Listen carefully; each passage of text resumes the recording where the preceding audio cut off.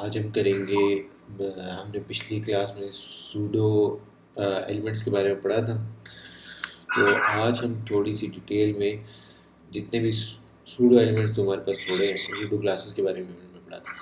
तो pseudo classes के बारे में थोड़ा डिटेल में पढ़ेंगे, क्योंकि सूडो क्लासेस के बारे में पिछली बार उन्होंने सरसरी सा बताया था, डिटेल में नहीं बताया। ठीक है, ये हमारे पास सारी किस्म की सूडो क्लासेस हैं। तो ये हम डिटेल में आज देखेंगे कि सारी सूडो क्लासेस क्या किस तरह की हैं। एक एक करके देखेंगे, क्योंकि इसमें से कुछ हैं जो बहुत इम्पोर्टेंट हैं और वो आनी चाहिए, ताकि बंदे को सिलेक्शंस के अंदर CSS की सिलेक्शंस के अंदर बड़ी आसानी है। मैं एक एक करके सारों पे गुजरूँगा, बहुत ज़्यादा टाइम नहीं गुजारूँगा। तो अगर जिसको थोड़ा सा डिटेल में कुछ पूछना हो तो वो मुझसे बाद में पूछ सकता है, और जब बीच में भी पूछ सकता है, कोई मसला नहीं। अच्छा, तो सूडो क्लासेस हमने बताया था कि सूडो क्लासेस जो थी वो एलिमेंट्स को स्पेशल सिलेक्शन में करने में डिफाइन मतलब इस्तेमाल होती हैं। फॉर एग्ज़ाम्पल कि अब फॉर एग्ज़ाम्पल एक एंकर है, वो सादा सादा एंकर है, या उस पर विज़िट हो चुका है, या उस पर होवर हो चुका है, या वो एक्टिव है या नहीं है। तो इस तरह ये कुछ सूडो क्लासेस हमने की थी। फर्स्ट चाइल्ड हमने किया था कि अगर क्या कहते हैं, हमने पैराग्राफ में पहली किसी चीज़ की सिलेक्शन करनी हो तो फर्स्ट चाइल्ड करेंगे तो हमें पहली सिलेक्शन मिल जाएगी। ठीक है, और इसी तरह लैंग किया था, तो हम डिटेल में ये सारी देख लेते हैं। तो इसमें काफ़ी सारी डिटेल्स में, ठीक है। अच्छा, पहली है एक्टिव। हमने ये पढ़ा था कि जब लिंक जो है वो एक्टिव होती है, यानी कि सिलेक्शन के वक्त, फॉर एग्जांपल अभी ये इसको मैंने सेलेक्ट किया हुआ है, ये एक्टिव है। क्लिक के वक्त, ठीक है, क्लिक के वक्त वो एक्टिव होती है। तो उस वक्त एक्टिव किस तरह चलता है। फॉर एग्जांपल ये ट्राई करते हैं कि मैंने इसको क्लिक किया, तो क्लिक के वक्त इन्होंने बैकग्राउंड येलो किया हुआ है। मैं क्लिक छोड़ता हूँ तो जैसे ही छोड़ा तो बैकग्राउंड ख़त्म हो गया। होवर पे कुछ नहीं, लेकिन लिंक क्लिक के वक्त, ठीक है। तो ये एक्टिव स्टेट होती है। एक एक करके मैं एक एक को डिफाइन करता रहूँगा, ठीक है। चेक इनपुट चेक के लिए इस्तेमाल होता है कि जब इनपुट फील्ड चेक्ड हो, यानी कि इनपुट अभी ये अनचेक्ड है और ये चेक्ड है, ठीक है। अब इन्होंने क्या किया हुआ है, इन्होंने हाइट और वेट 50 पिक्सल्स रखी है। तो इसकी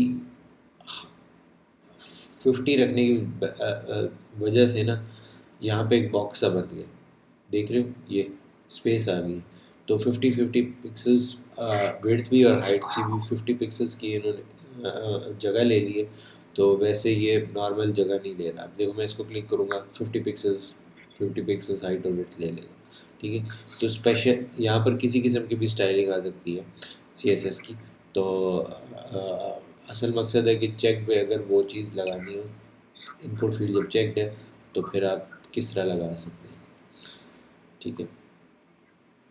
डिसेबल्ड इनपुट फील्ड जब डिसेबल्ड हो, उस पर स्पेशल किस्म की स्टाइलिंग लगानी हो। फॉर एग्जांपल जिस तरह इन्होंने बैकग्राउंड आपको पता है कि जब इनपुट फील्ड डिसेबल्ड होती है तो हल्का सा ग्रेइश बैकग्राउंड होता है।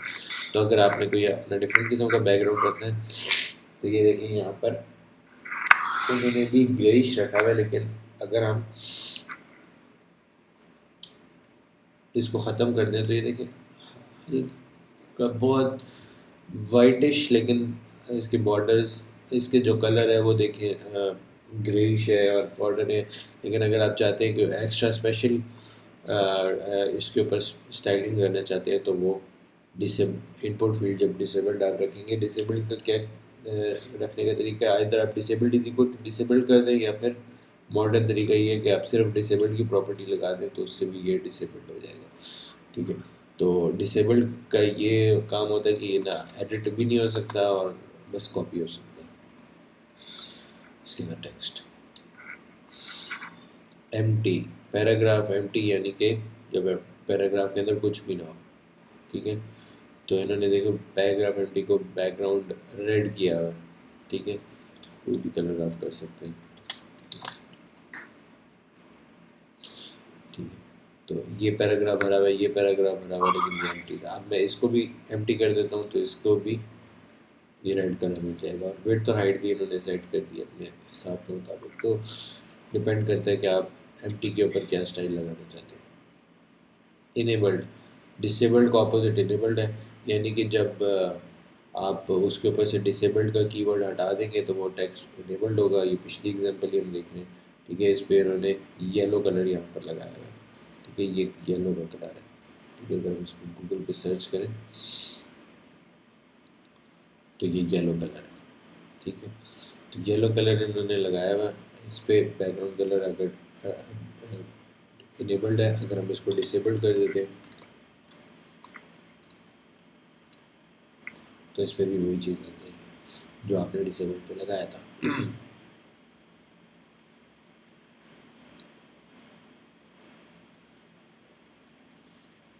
ठीक हो गया। अच्छा, फर्स्ट चाइल्ड ये हम पहले भी कर चुके हैं। फर्स्ट चाइल्ड हमेशा फॉर एग्जांपल हम पी सिलेक्ट कर रहे हैं तो पी पे उस पे वहाँ पर जो पहला पी होगा ना उसको सिलेक्ट करता है। अब यहाँ पे देखें, यहाँ पर दो पीस है इस बॉडी के अंदर, तो इसमें पहला पी उसने सिलेक्ट कर दिया। अब डिव के अंदर दो पीस है, ठीक है, ये के, तो उसमें से भी इसने पहला सिलेक्ट कर दिया। यानी फर्स्ट चाइल्ड क्या करेगा कि पीस तो सिलेक्ट करेगा लेकिन सबसे पहले वाला पीस सिलेक्ट करेगा किसी भी हायरार्की के अंदर, ठीक है। ये एक हायरार्की थी जो कि ये देखो ये बॉडी के अंदर आ रही है, ठीक है। और ये दूसरी एक हायरार्की है, ठीक है। तो क्या कहते हैं ये इसके अंदर पहला इसने पी सिलेक्ट कर दिया। तो फर्स्ट चाइल्ड हमेशा हर हायरार्की के अंदर पहला पी सिलेक्ट कर देगा। Specify the background colour of,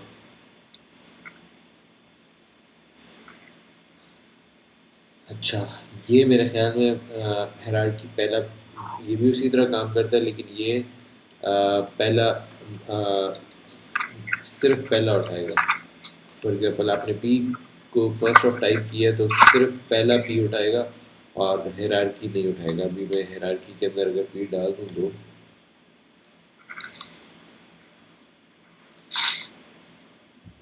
अच्छा ये भी उसी तरह काम कर रहा है, ये भी first of,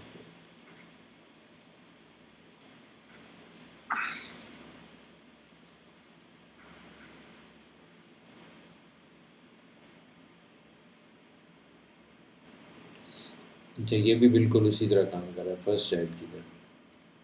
select every P element that is, ये भी बिल्कुल फर्स्ट चाइल्ड की तरह काम कर रहा है। अच्छा फोकस, फोकस होता है आपको पता होगा जब आप टैब करके ये देखें ये फोकस हुआ हुआ है, टैब दबाएंगे फिर कहीं और फोकस चला जाएगा, फिर टैब दबाएंगे यहाँ फोकस आ गई, यहाँ focus focus focus focus focus focus focus, ठीक है। तो इस फोकस को स्टाइलिंग लगाने के लिए यहाँ पर देखिए इस्तेमाल हुआ है इनपुट फील्ड के ऊपर। जब फोकस आएगा तो इसका बैकग्राउंड येलो कर दो। मैं यहाँ पर क्लिक किया और यहाँ पर टैब दबाया तो इनपुट फील्ड के ऊपर फोकस आया, इस पर फोकस आया तो इसने बैकग्राउंड पर भी येलो कर दिया। तो फोकस क्या होता है जब आप किसी चीज़ को फोकस कर रहे हो, किसी एलिमेंट को।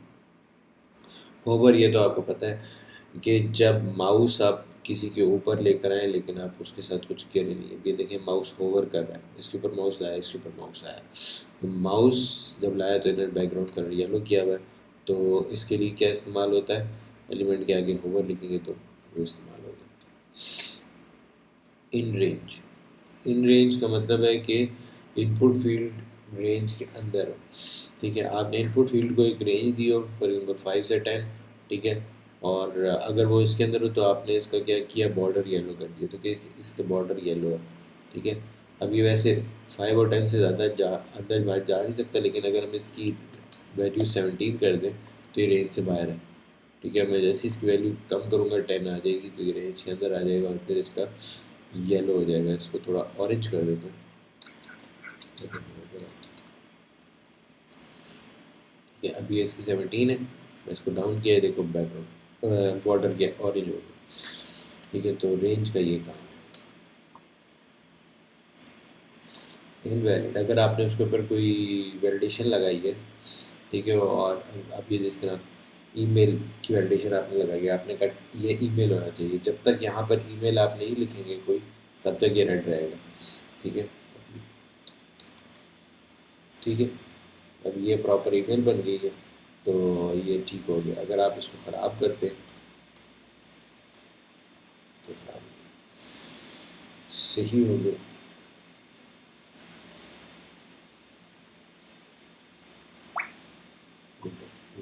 ये बड़ी ज़बरदस्त चीज़ है।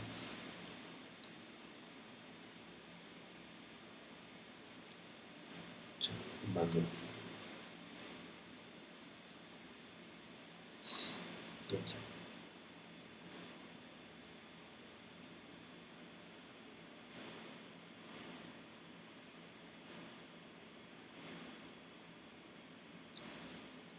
ये लैंग इन्होंने रखा हुआ है IT फॉर इटली। जब आप किसी ख़ास एलिमेंट की लैंग्वेज आप किसी ख़ास वैल्यू से असाइन करते हैं, तो उस पर आप लैंग लगा सकते हैं। फॉर एग्जाम्पल लैंग 8 का मतलब है इटली लैंग। ठीक है, उसके अंदर आप फिर बता रहे हैं कि ये इसके अंदर जो चीज़ है वो इटली की लैंग्वेज में।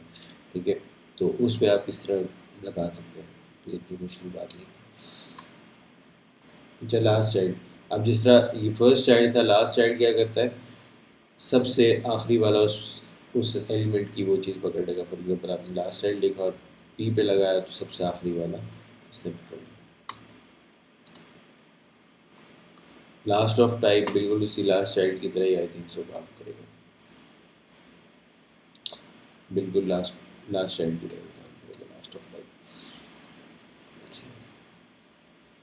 लिंक पहले आपको बता देता हूँ, जिस तरह एक्टिव होता है ये सादा लिंक, अब इस पे सादे लिंक पे इसने येलो लगाया हुआ है, तो हर लिंक येलो है। नॉट, ये थोड़ा इंपॉर्टेंट है, इसको ज़रा गौर से देखिएगा। नॉट का मतलब है यहाँ पर इसने लगाया है हर एक पे ये वाला कलर। अब मैं इसको पिंक कर देता हूँ आसानी के लिए, पिंक, यानी हर एक पे इसने कलर लगाया पिंक। अब ये देखो सारी चीज़ें पिंक हो गई हैं। नॉट का मतलब है सिवाय इसके, अब इसके अंदर इसने नॉट के अंदर पी सिलेक्ट किया, कहता है पी के अलावा सब पर पिंक होना चाहिए। ठीक है, ये मैं इस पे क्या हटा देता हूँ।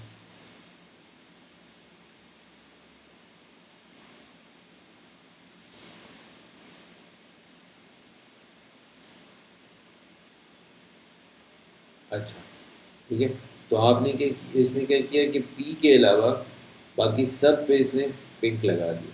ठीक है, यहाँ मैं अगर ऑरेंज कर दूँ, ठीक है, अब पी पैराग्राफ के अलावा, पैराग्राफ कौन से हमारे ये और ये, तो पैराग्राफ के अलावा इसने बाकी सब पे पिंक लगा दिया। ठीक है, तो नॉट क्या करते हैं, आपने जब सिलेक्शन कर रहे हैं तो नॉट लगाएंगे, तो नॉट का मतलब है इसके अलावा। ठीक है, तो नॉट इसलिए इस्तेमाल होता है, ये इंपॉर्टेंट है। एन ए चाइल्ड, हमने फर्स्ट चाइल्ड देखा, लास्ट चाइल्ड देखा, लेकिन अगर हमें चाहिए होगा कोई तीसरा चाइल्ड, चौथा चाइल्ड, फिफ्थ चाइल्ड, तो उसके लिए एन एच चाइल्ड इस्तेमाल होता है। और एन का मतलब यहाँ पर तीसरा, चौथा, पहला, जो भी आप नंबर इस्तेमाल करना चाहें। अब एन टू का मतलब है दूसरा चाइल्ड। ठीक है, तो क्या करेगा, पैराग्राफ में दूसरा चाइल्ड उठा लेगा। देखते हैं इसके एग्जाम्पल। अब यहाँ पर इन्होंने दूसरे चाइल्ड को रेड किया हुआ है, तो देखें यहाँ पर दूसरा चाइल्ड रेड हुआ है। ठीक है, उस तो ये थी एनथ की एग्जाम्पल, ये इंपॉर्टेंट है ये भी। Last of nth, last of nth,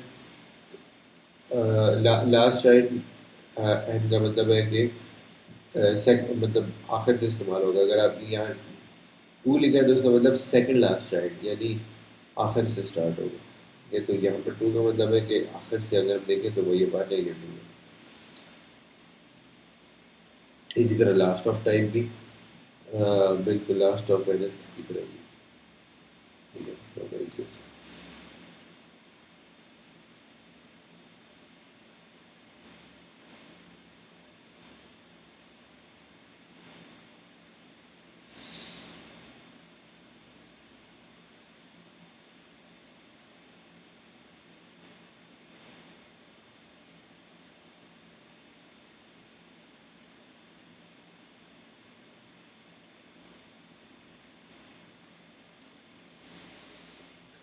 अच्छा, ओनली ऑफ टाइप मैं पहली बार देख रहा था। ये करता ही है कि अगर किसी एलिमेंट के अंदर एक ही किस्म, एक सिंगल एलिमेंट हो, फॉर एग्जांपल यहाँ पर आपने पी सिलेक्ट किया है तो पी एक ही हो, तो फिर ओनली ऑफ टाइप काम करता है। अगर एक से ज़्यादा हो तो फिर ये ओनली ऑफ टाइप काम नहीं करेगा। अगर यहाँ पे भी मैं दो पी एलिमेंट्स लगा दूंगा तो ये काम नहीं करेगा।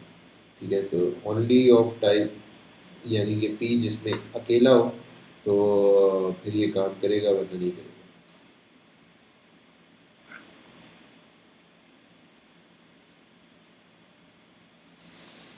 ये भी ओनली चाइल्ड भी मेरे ख्याल में इसी तरह काम करेगा। ओनली चाइल्ड भी इसी तरह काम कर रहा है, बिल्कुल।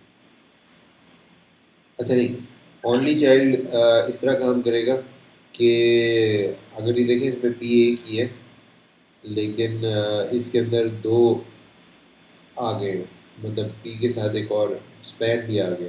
ठीक है, तो ये नहीं काम करेगा। लेकिन अगर सिंपल पी होता तो फिर एक अकेला तो फिर काम करता। ठीक है, अब ये पिछला ओनली ऑफ टाइप के अंदर अगर हम देखें,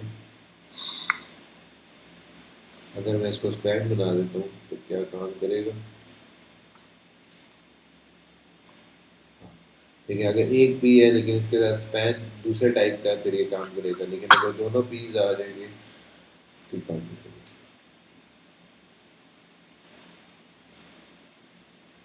ऑप्शनल। अच्छा। अच्छा, रिक्वायर्ड क्या होता है? रिक्वायर्ड होता है जो आपने बस डालना ही डालना है। ठीक है, इसमें वैल्यू हमेशा होनी ही होनी चाहिए। ठीक है, तो रिक्वायर्ड इस ये वाला इसने रिक्वायर्ड किया है, और ये वाला ऑफ कोर्स रिक्वायर्ड नहीं है तो ऑप्शनल है। ठीक है, तो ऑप्शनल लिखने की ज़रूरत नहीं होती।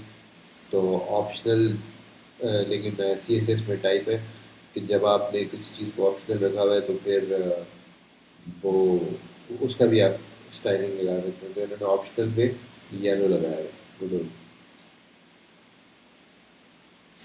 आउट ऑफ रेंज, जिस तरह के यहाँ पर हमने इन रेंज पढ़ा था।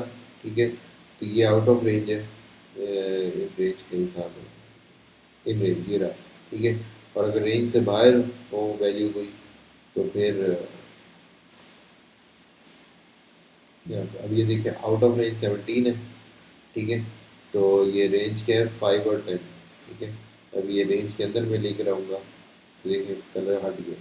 लेकिन आउट ऑफ रेंज जब वैल्यू है तो फिर ये रेड हो गया।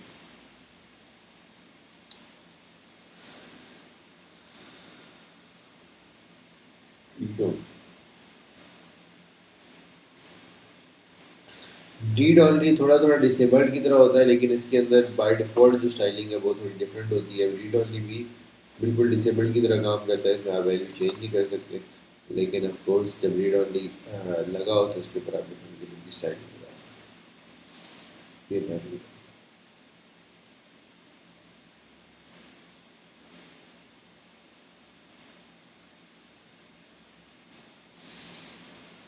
रीड राइट ओनली बिल्कुल इस तरह जिस तरह ऑप्शनल होता है। ठीक है, या फिर आप कह लें कि इसके ऊपर रीड ओनली ना लगाओ तो रीड और राइट आप दोनों कर सकते हैं, यानी रीड और राइट दोनों कर सकते हैं। तो रीड और राइट जब कर सकते हैं, यानी रीड ओनली ना लगाओ तो फिर आप रीड राइट इस्तेमाल करें। और तो क्या कहते हैं, या आप जिस तरह के इनेबल का ऑपोजिट, डिसेबल का ऑपोजिट इनेबल्ड होता है नॉर्मल। तो तो ये बस रीड ओनली का ऑपोजिट है एक तरह का। रीड राइट यानी आप कर सकें तो फिर उसके ऊपर आप ये लगा सकते हैं। ठीक है, अब डिसेबल्ड का ऑपोजिट इनेबल्ड है। रीड रीड ओनली का रीड राइट है। और तीसरा क्या था? तीसरा भी हमने पढ़ा था, क्या था? ऑप्शनल। हाँ, रिक्वायर्ड का ऑप्शनल होता है। तो ये एक तरह के नॉर्मल केसेस हैं कि अगर आप इन पे भी लगाना चाहें तो लगा सकते हैं।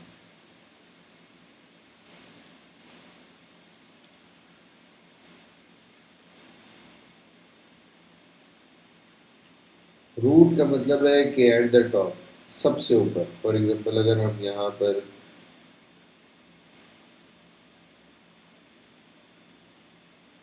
हेडिंग के अंदर हेडिंग डाल देते हैं।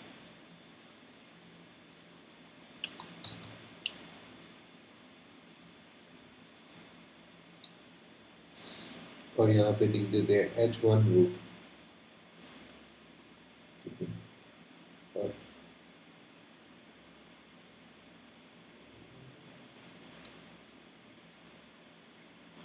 अच्छा, रूट सिर्फ पूरे पेज के लिए काम करता है। रूट हमेशा आप याद रखें कि पूरे पेज के लिए काम करेगा, एलिमेंट्स के लिए काम नहीं करेगा।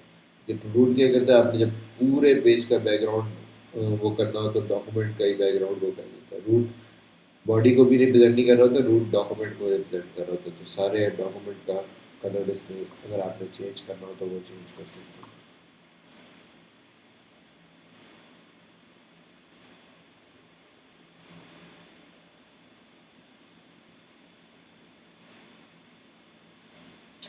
गुड, ज़बरदस्त हो ये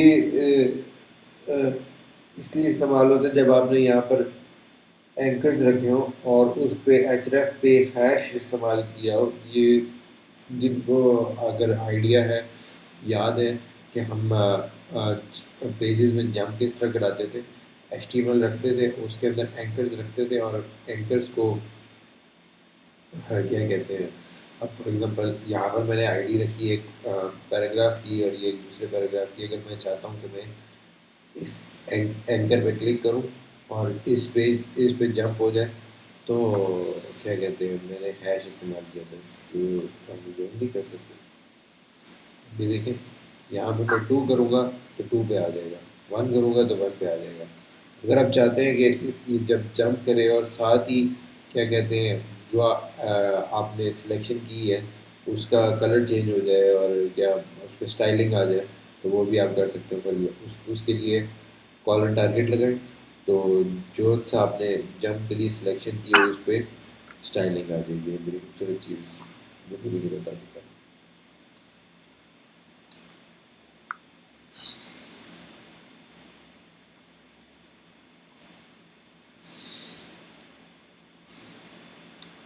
अच्छा, एक था इनवैलिड और ये दूसरा वैलिड। जब आपने फॉर एग्जांपल वैलिड ईमेल दिया, इनवैलिड ईमेल दिया था, याद है आपने स्टाइल लगाई थी, तो कुछ वो आगे ये देखिए इनवैलिड ईमेल है। अब मैं इसको वैलिड करता हूँ, ठीक है। तो देखिए जैसे ही मैंने इसको सही ईमेल दिया तो क्या कहते हैं, इसने फ़ौरन से एक्सेप्ट कर लिया। तो वैलिड ईमेल यानी वैलिड यानी कि आपने जो भी यहाँ पर इस्तेमाल किया है इनपुट टाइप, और वो आपने उसकी वैलिड इनपुट दी है, तो यहाँ पर क्या कहते हैं, वैलिड के केस में ये वाला स्टाइल लग जाएगा। ये एंकर का विजिटेड है, ठीक है। विजिटेड पे पिंक हो गया, ठीक है। अभी मैं आज तक इन दो वेबसाइट पे गया हूँ, इस पे नहीं गया। मैं इस पे भी चला जाऊँगा और अगली बार इधर आके देखूँगा कि ये विजिटेड है, यानी एक बार मैं विजिट कर चुका हूँ इसको भी, तो ये भी पिंक हो गया।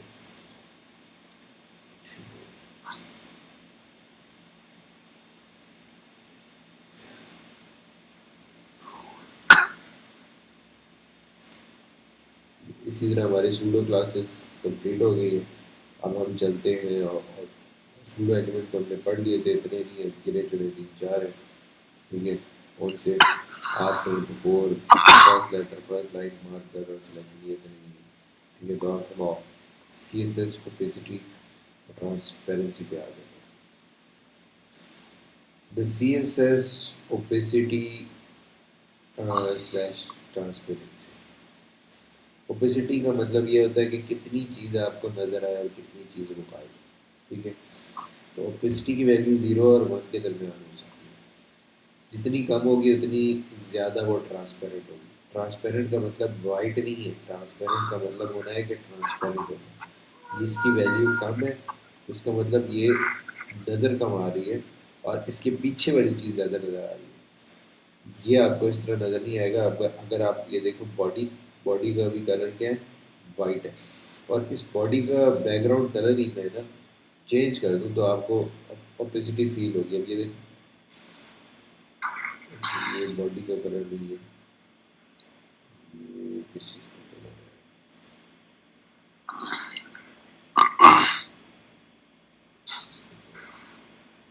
ये देखो ये वाइट कलर है, इसका मैं कलर ही चेंज कर दूँ तो ये देखो मैंने रेड कर दिया। तो अब ये देखें इसका कलर रेड नहीं हुआ, देखें इसका कलर, इमेज वैसी ही है। असल में हुआ है इमेज थोड़ी ट्रांसपेरेंट हो रही है ओपेसिटी कम होने की वजह से, तो इसके अंदर पीछे जो रेड है वो नज़र आ रहा है। ठीक है, इसी तरह अगर इसके ऊपर कोई इमेज लगा होता बैकग्राउंड में, तो बैकग्राउंड के पीछे जो इमेज होता है वो भी सामने नज़र आना शुरू हो जाता है। तो यही है कि ओपेसिटी का मतलब होता है कि आप कि हर चीज़ ट्रांसपेरेंट होगी और पीछे की चीज़ें वो थोड़ी बहुत नज़र आ रही है। तो इसमें ग्रीन तभी नज़र आ रहा है जब इसके क्या कहते हैं, इसके पीछे इसकी ओपेसिटी कम हुई है और ये ट्रांसपेरेंट हो गया, तो इसके पीछे जो कंटेंट है वो नज़र आना शुरू हो गया। ट्रांसपेरेंट का मतलब यही होता है कि आप चीज़ को थोड़ा कम करें ताकि पीछे वाली चीज़ नज़र आए। ठीक है, तो अगर किसी भी चीज़ के केस में आप चाहते हैं कि पीछे वाली चीज़ नज़र आए, ठीक है, तो ओपेसिटी कम कर, इनकी ओपेसिटी कम है, इन्होंने स्टाइल दिया हुआ है होवर के ऊपर कि ओपेसिटी फुल हो जाए, तो ये ओपेसिटी फुल होगी। डिपेंड करता है आपकी स्टडी स्टाइलिंग में है। अब इसने ऑन होवर को ओपेसिटी कम कर दी है, डिपेंड करता है ये क्या लिखना चाह रहा है। तो ये ओपेसिटी का C S S navigation bar, having easy to use navigation is important on any website। ठीक है, navigation bar is equals to list of links. ठीक है, navigation bar needs standard HTML as base। In our example we will build navigation bar using HTML list। Navigation bar is basically list of links, so using unordered list and li makes perfect sense। आप navigation bar किसी भी तरीके से किसी भी element से बना सकते हैं, लेकिन ज़्यादातर लोग अच्छा ये समझते हैं कि हम नेविगेशन बार जो है वो अनऑर्डर लिस्ट से बनाएं और एल से बनाएं। ठीक है, अनऑर्डर लिस्ट इसलिए क्योंकि उसमें एक तो लिस्ट आ जाती है और वो बुलेट्स में होता है, तो बुलेट का जो बुलेट वाला पार्ट होता है वो आप हटा दें, बुलेट के जो पीछे एक डॉट सा होता है, ठीक है, तो वो बिल्कुल एक लिस्ट की तरह हो जाता है। तो फिर आप उस पर सादी सादी किस्म की स्टाइलिंग लगा कर उसको थोड़ा दिखा सकते हैं इस तरह नेविगेशन। तो ये एग्जांपल हम देख लेते हैं। अब इसमें इसने जो लिस्ट स्टाइल टाइप है उसने नन का मतलब है कि जो बुलेट्स हैं वो हटा दी हैं। अब मैं इसको हटाऊंगा तो इसके बुलेट्स वापस आ जाएंगे, नहीं है।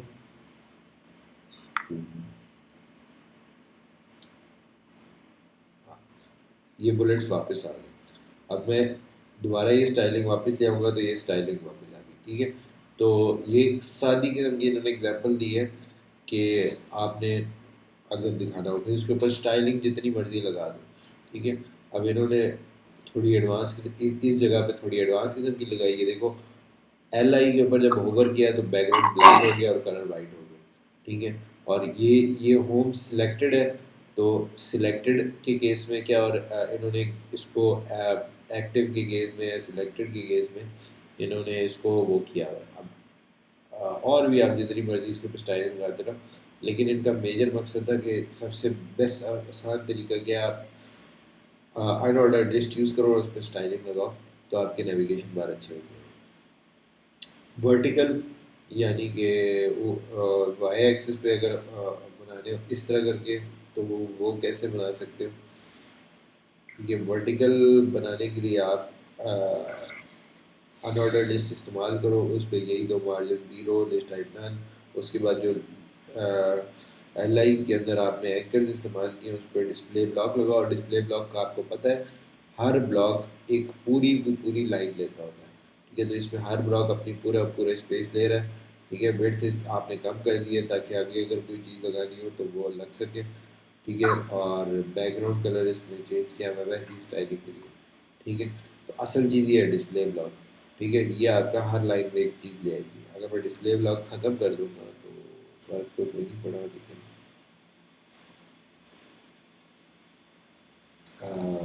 लेकिन बहरहाल ये चीज़ को इंश्योर करती है डिस्प्ले ब्लॉक के हर चीज़ लाइन में है। पहले भी एल आई वैसे लाइन में होती है, तो ये नॉर्मल केस है। ठीक है ठीक है ठीक है ठीक है, बाकी ऐसी बिकॉज की एक्स्ट्रा स्टाइलिंग लगाएगी। अच्छा, हॉरिजॉन्टल नेविगेशन बार कि अगर आपने नेविगेशन बार तो ये हम पहले भी पढ़ चुके हैं। हम डिस्प्ले लाइन इस्तेमाल करेंगे तो हमारी ये चीज़ें जो हैं वो इन लाइन आ जाएगी, यानी एक के बाद एक आ जाएगी। ठीक है, इसको खोल के देख लेते हैं। अब ये देखें, ये एक के बाद एक आ गया। असल चीज़ मैंने ये बताया था, अगर हम इसको ब्लॉक कर देंगे ये हर लाइन में लाता आ जाएगा, और अगर इसको इन लाइन कर देंगे तो इन लाइन एक ही लाइन में आ जाएगा। तो बस टोटल साइज की है हॉरिजॉन्टल और वर्टिकल में। इनलाइन करने से ये हॉरिजॉन्टल बन जाएगा, वर्टिकल नॉर्मल जो इनलाइन डिस्प्ले ब्लॉक है तो उससे वर्टिकल बन जाएगा। ठीक है, आज जो मेरे ख्याल में ज़्यादा लोग नहीं आए। ठीक है, तो ऐसा करते हैं, आज के लिए इधर ही करते हैं। कल इंशाल्लाह हम बाकी करेंगे। किसी को कोई क्वेश्चन पूछना हो, कोई चीज़ में फंसा हुआ हो तो वो मुझसे पूछ सकता है। मैंने आपको कहा था कि आप लोग आ, अपने पापा से लैपटॉप इसलिए ना लेके आपने पबजी खेलने की क्या करा आपने आपने क्या कहते हैं कोई चीज़ बनानी है और फिर वैसे ही अपनी कोई एप्लीकेशन टाइप की बनाए, और क्या कहते हैं उसमें अगर कुछ चीज़ में फंस जाए तो वो मुझसे कभी भी पूछ सकते हैं, लेकिन फिर अपना बनाएं ताकि आप लोगों का एक्सपीरियंस हो, और इधर से ही एग्जांपल्स देख देख के अपनी कोई चीज़ बनाना शुरू करें, कोई भी एप्लीकेशन बनाना शुरू करें।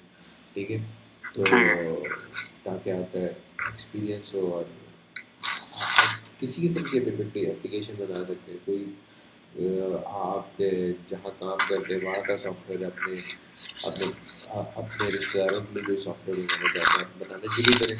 फिर उसको मैं हेल्प आउट करूँगा कि उसको एडवांस लेवल पे किस तरह आप पहुँचा सकते हैं। तो ये आपके अपने लिए होगा और आपके अपने बेनिफिट के लिए होगा और आपके अपनी लर्निंग के लिए होगा। तो कुछ भी आपके जहन में हो बनाना शुरू करें, और उसके अंदर कोई हेल्प चाहिए तो वो मैं गाइड कर दूँगा। ठीक है, तो चलें, बेस्ट ऑफ लक, और आप इंशाल्लाह कल मिलते हैं।